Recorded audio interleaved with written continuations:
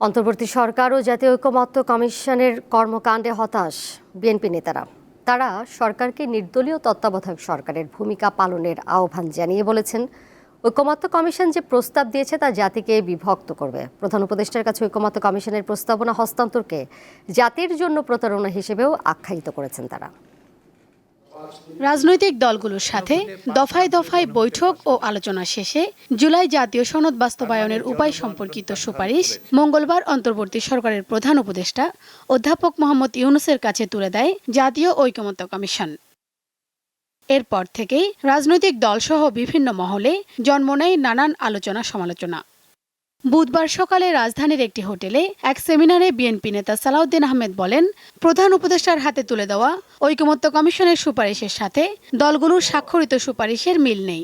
যার উপরে গণভোট হবে জুলাই জাতীয় সনদ যেটা স্বাক্ষরিত হয়েছে সেটা তো এই সনদে নাই, সেটা গতকালকের সুপারিশের মধ্যে নাই।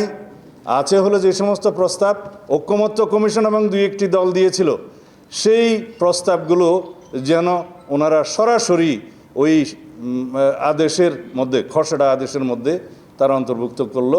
তফসিল হিসাবে বলা হলো এই 48টা দফার উপরে গণভোট হতে হবে। এখন সেই আলাপ তো হয়নি আমাদের সাথে।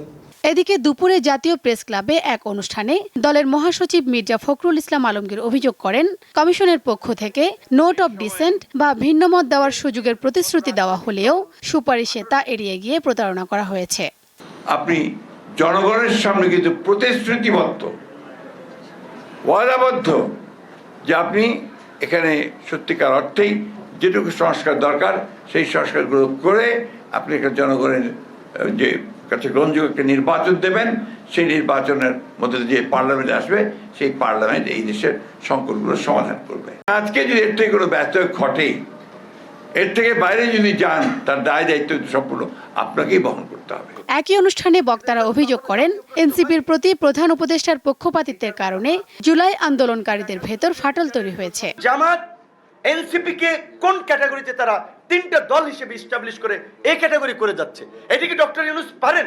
একটা আন্দোলনকারী শক্তি, তারা অনেক কিছুর ইনিশিয়েটিভ নিচ্ছে, কিন্তু জনগণের অনুমোদন ছাড়া শেষ পর্যন্ত কিন্তু এটা বৈধতা পায় না। ঐকমত্য ছাড়া কোনো সিদ্ধান্ত চাপিয়ে দিলে সেটা কার্যকর হবে না বলেও মত দেন তারা। শিউলি শবনম, দীপ্ত সংবাদ, ঢাকা।